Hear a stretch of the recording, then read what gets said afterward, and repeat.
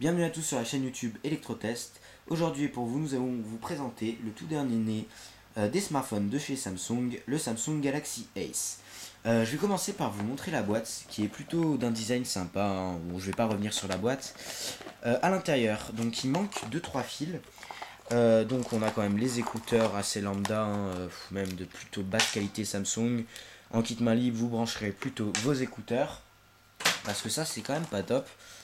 On a un beau geste de chez Samsung qui est assez sympa. Un adaptateur micro SD et donc là je l'ai pas, hein, la micro SD pardon, de 2 Go. Moi, 2 Go c'est pas assez pour toutes les applications, les photos et tout ça. Mais c'est quand même sympa, on va pas se plaindre. On a aussi un geste sympa, c'est que on a des coques interchangeables. Bon, il y en a pas 10 000, il y en a deux, c'est déjà ça. Une blanche et une noire. Alors ensuite on a le guide de prise en main rapide du Samsung Galaxy S que j'ai pas ouvert, vous pourrez l'ouvrir pour avoir plus de renseignements sur l'appareil. J'ai acheté également une coque qui vaut 20 €. Donc on va la mettre sur le téléphone, hop, qui vous est proposée par les vendeurs en général pour surtout protéger l'écran qui est en verre et qui se casse assez facilement. Et ce qu'il y a de bête derrière, c'est qu'on cache la coque. Et je reviendrai plus tard, elle est vraiment bien cette coque, du coup c'est dommage. Mais bon, ça sert quand même bien à protéger. Moi je la mets pas et je vais l'enlever pour le test. Parce que je préfère vous montrer le téléphone comme il est normalement. Voilà, alors, on va faire le tour du propriétaire. Vous voyez déjà le haut-parleur pour le téléphone en haut ici, avec en dessous Samsung. On a un écran 3,5 pouces de 320 x 480 pixels. Bon, c'est pas de la HD, on peut quand même regretter, mais vous le voyez, c'est un écran qui est quand même de plutôt bonne qualité. Bref, c'est un peu dommage qu'il nous ait pas mis de la HD. Globalement, niveau design, je vais vous dire, bon, déjà vous l'avez remarqué sûrement, c'est très proche de l'iPhone 4, même dans la main, on a l'impression de tenir un iPhone 4. Bien sûr, il n'y a pas l'écran HD, mais c'est quand même ça se ressemble beaucoup. Donc je vais continuer le tour. Ici, donc on a les boutons tactiles menu et retour, ainsi que le bouton du milieu pour revenir au menu. En dessous ici, on a le micro et le cache pour enlever la coque. Ici, donc le téléphone est plutôt fin. Il a une épaisseur de 11,5 mm, ce qui équivaut à 1,1 cm, pardon. Ça sera un peu petit quand même, 1,1 mm. Franchement, il est fin aussi. J'ai pas son poids sous les yeux. Si, 113 grammes. Il fait 113 grammes, ce qui est assez léger pour un smartphone, pardon. Du coup, on l'oublie quasiment dans la poche. C'est vraiment, vraiment agréable de ce côté-là.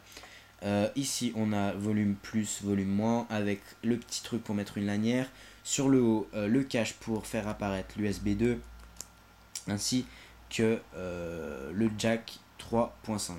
Dans la boîte, j'ai sûrement oublié de vous dire, on a bien sûr concernant l'USB 2, on a un chargeur secteur vraiment classique, il est plutôt petit et bien transportable, et une prise, un port USB 2, un micro USB 2 qu'on branche là, et un port USB 2 qu'on connecte à l'ordi pour transférer toutes vos données sur ce smartphone Samsung. Ici, donc je l'ai dit, une prise jack 3.5. Ici, derrière, on a la coque super sympa. Je sais pas si vous entendez, elle tient bien en main. Je vais pas revenir énormément dessus parce que c'est pas ce qui compte, mais elle est quand même très bien cette coque, faut le noter, puis elle est vachement design. Ici vous voyez l'appareil photo 5 mégapixels flash autofocus, très bon appareil photo, on reviendra dessus plus tard, avec 7 haut-parleurs pour la musique et la marque Samsung. Voilà, il me semble que j'ai fait le tour, peut-être pas de ce côté, voilà. Le côté verrouillé, déverrouillé, éteindre et tout ça, le téléphone. Ici, le port micro SD accessible directement, extensible jusqu'à 32 Go les micros SD.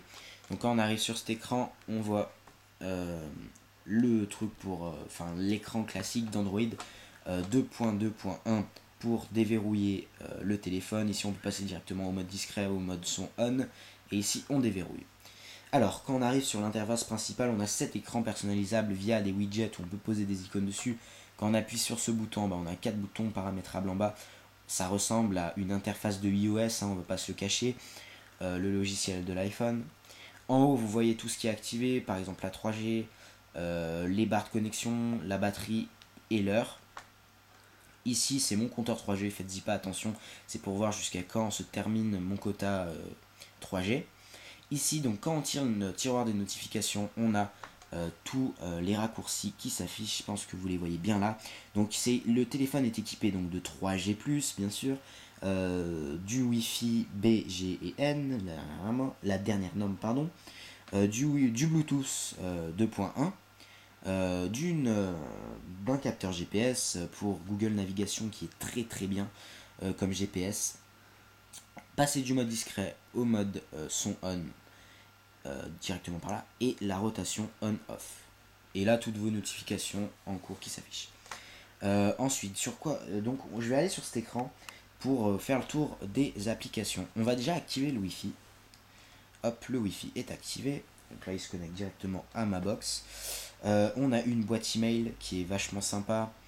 On a une boîte email qui est vachement sympa avec donc tous vos mails qui s'affichent, qui s'ouvrent bien.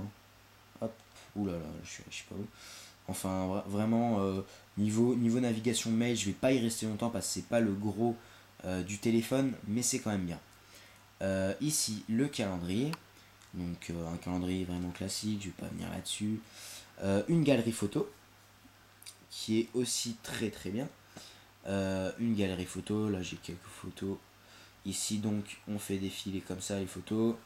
On peut se mettre comme ça directement. Ah, là j'ai pas dû, justement là vous voyez, j'ai pas activé la rotation, du coup ça ne va pas marcher.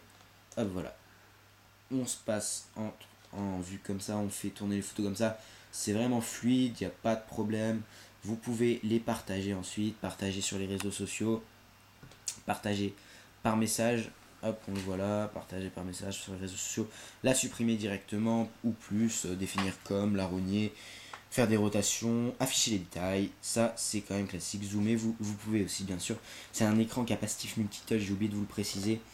Donc vous pouvez faire le pitch to zoom qui marche magnifiquement. Double tap aussi qui zoome très bien. Voilà. Donc pour la galerie image, c'est bien géré, il n'y a pas de souci. On voit que l'accéléromètre marche à merveille aussi. Ensuite, on va passer au contact, à la liste de contacts. Je vais pas vous montrer, c'est du classique, hein. Vraiment classique. Ensuite, pour ce qui est de l'appareil photo, je vais prendre une photo et je vais revenir. Donc, je vais d'abord vous présenter l'interface de l'appareil photo. Ici, on a le bouton pour prendre une photo.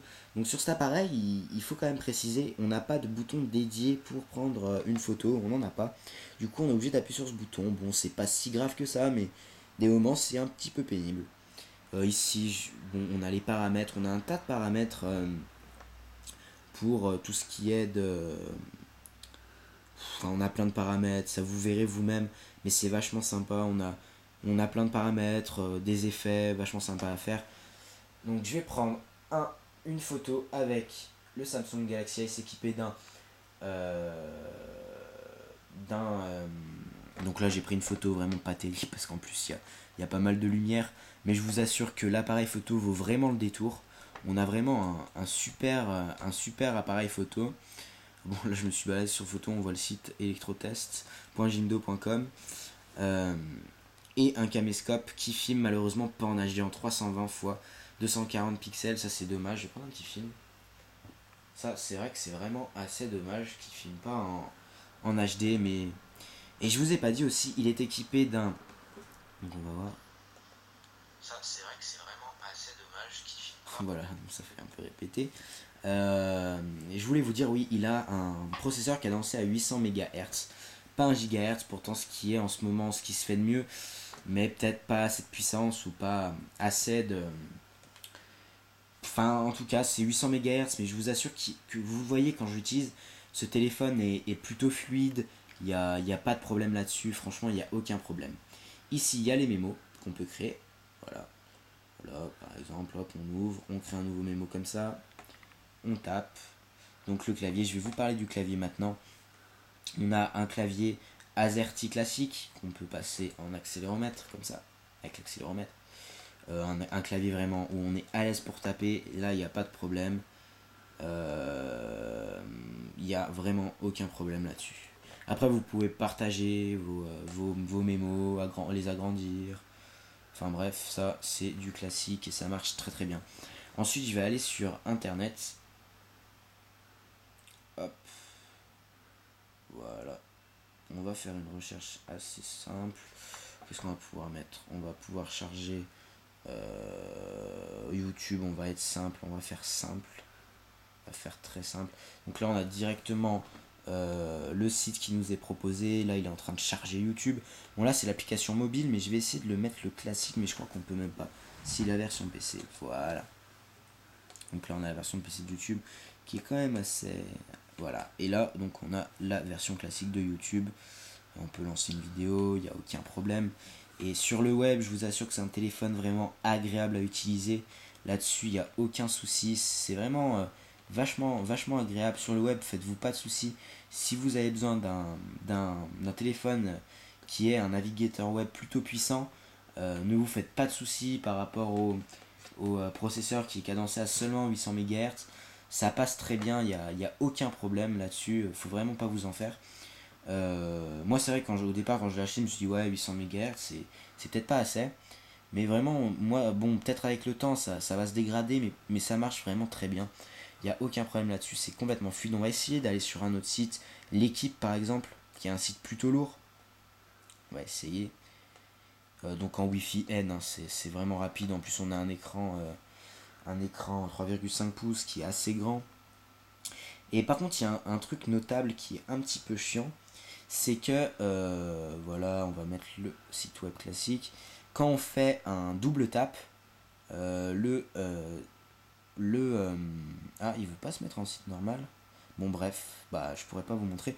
Vous savez, quand on fait un double tap sur un texte et que ça recadre le texte, l'option n'est pas intégrée. Bon, il va falloir un peu zoomer, un peu galérer, mais ça pose pas vraiment de problème. C'est une habitude à prendre. Bon, au départ, c'est vrai que quand vous avez eu un iPhone avant, vous êtes un petit peu déstabilisé, mais ça, y a rien de grave là-dessus. Même si c'est vrai que bon, ils auraient quand même pu l'intégrer parce que bon, je pense pas que ce soit le plus dur à intégrer, ce genre de choses. Ensuite, on a l'Android Market, donc la plateforme de téléchargement d'applications de Android très très connue. Donc là, vous retrouvez, il me semble qu'il y a plus de 100 000 applications. Enfin, il y a vraiment tout ce que vous voulez. Pour voir les résultats du foot en direct. Vous voyez, on a Allociné. Et ce que je trouve bien sur l'Android Market par rapport à l'App Store, c'est qu'il y a énormément d'applications gratuites. Par exemple, Angry Birds, vous le prenez sur Android, il est complètement gratuit, alors qu'il coûte 80 centimes sur l'Apple Store. Et il y a plein d'applications comme ça, je vous les cite pas tous, mais il y a vraiment plein d'applications qui sont gratuites j'étais étonné d'ailleurs, sur l'Android Market, mais qui sont pas disponibles et qui sont payantes sur l'App Store. Ensuite, on a Google Maps. Google Maps, qui marche vachement bien, voilà. Ça marche nickel, Google Maps. Voilà, pas de mal. Enfin, je vous assure, là, bon, c'est que ça fait longtemps que je l'ai pas ouvert, mais ça marche super bien. Il n'y a pas de problème. Ensuite, on a la radio où il faut brancher les écouteurs. On a directement une recherche Google. Voilà. On a le mot vocal, ça c'est vraiment classique. Les paramètres du téléphone, un téléphone très très simple à paramétrer, pas de problème. Google Navigation qui est un véritable GPS. Donc vous énoncez votre destination et ça va vous mettre tout ça gratuitement. En plus, c'est juste avec le GPS quoi. Ça c'est vraiment bien. AllShare pour partager vos fichiers sans fil via votre télé ou via votre ordinateur. Ça c'est vraiment sympa. Bon, par contre, il faut que ça soit de marque Samsung. Ça c'est un petit peu. Bon, ça on va dire que c'est normal. Voilà, donc sur YouTube, on a la limite des 15 minutes, ce qui est assez pénible. Donc là, je vois qu'il nous reste 50 secondes, donc il va vite falloir éteindre la caméra avant de se faire avant qu'on puisse pas uploader la vidéo, ça serait dommage. Donc je vais vous montrer deux petits trucs rapides. On a le Social Hub qui regroupe toutes les boîtes mail ainsi que notre messagerie. Voilà, bref. Enfin, en tout cas, c'est un téléphone que je vous conseille vraiment, le Samsung Galaxy Ace. C'est un bon smartphone qui a peut-être pas toutes les qualités et toutes les choses qu'ont les grands smartphones, mais je vous le conseille. Merci à tous pour avoir visionné cette vidéo. Je vous donne rendez-vous, le lien est dans la description, sur le site electrotest.jindo.com pour plus d'informations. A bientôt.